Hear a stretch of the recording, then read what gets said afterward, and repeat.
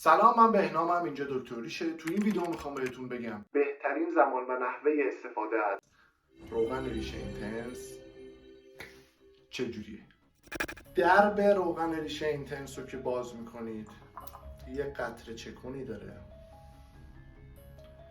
که اندازه این قطره چکون 1 میله.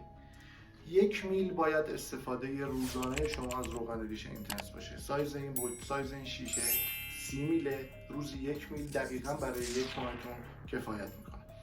ولی این 1 میل برای کسیه که پوست خشک یا پوست معمولی داره. اگر پوستتون چرب باشه باید این مقدار کمتر باشه که حالا بهتون میگم چجوریه.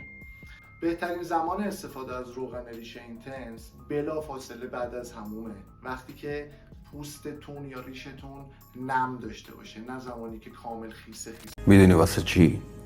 به این علت که بخار آب داغی که توی حموم تشکیل میشه باعث میشه منافذ پوستتون باز بشه و تو اون زمان قدرت جذب هر محصولی به پوستتون قاعدتا بیشتر میشه. برای همین هر روز و بلافاصله بعد از حموم باید از روغن ریشه اینتنس استفاده بشه. شما وقتی که دارین از روغن ریشه استفاده میکنید هیچ فرقی نمیکنه که ریشتون کوتاه باشه یا بلند باشه، ولی در هر صورت روغن ریش باید جذب پوستتون بشه. حتی اگر ریش بلندی هم دارین باید روغن ریش رو که به دستتون زدین باید دستتون رو داخل ریش بکنین و ریشتون رو ماساژ بدین و به همین راحتی.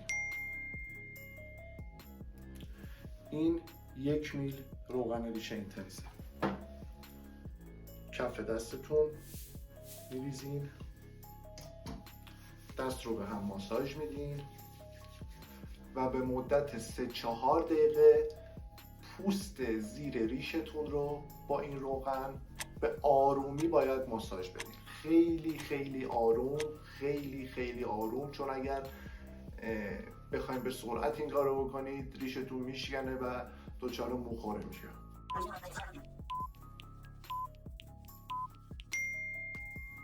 وقتی شما روغن ریش رو مصرف میکنید و 3-4 دقیقه ماساژ میدین، 20 دقیقه تا نیم ساعت باید پوستتون چرب بمونه، باید ریشتون چرب بمونه.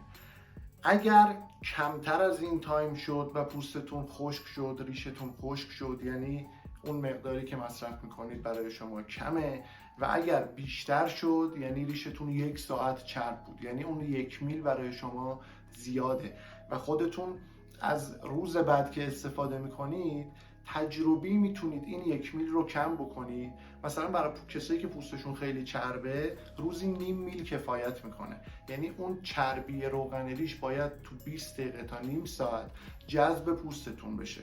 اگر بیشتر بمونه روی پوست میتونه اثر عکس بذاره و منافذ پوستتون رو ببنده و جلوی اون فولیکول هایی که میخواد رشد بکنه یا ریشتون که میخواد از اون محیط، از اون فضای پوست میخواد تنفس بکنه رو جلوش رو میگیره.